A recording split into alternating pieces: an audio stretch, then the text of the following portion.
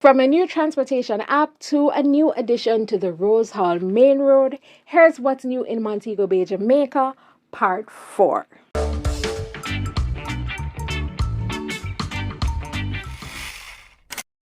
Number 1, there's a new transportation app that has come to Western Jamaica. It's called Do Get Go. Interesting name.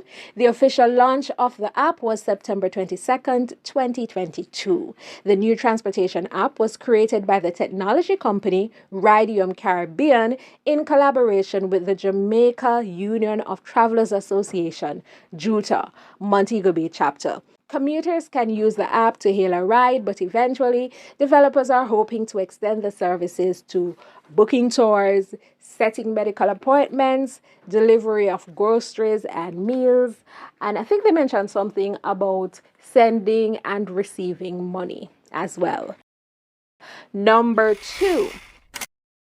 September 25th to October 1st was Jamaica's Tourism Week, held under the theme Rethinking Tourism, and World Tourism Day was on September 27th.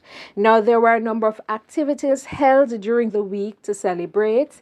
These included a Style Jamaica runway show, church service, youth forum, and the launch of an online tourism resource guide, just to name a few.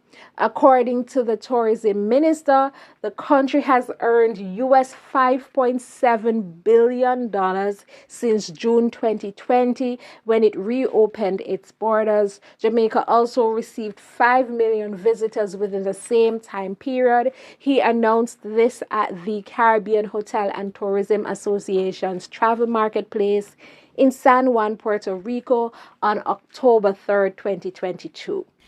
Number 3. The Canex Conference was held this year at the Montego Bay Convention Center from September 15th to September 17th. This year would mark the 5th year of the exhibition and conference. The event featured craft vendors who displayed their ganja-inspired art.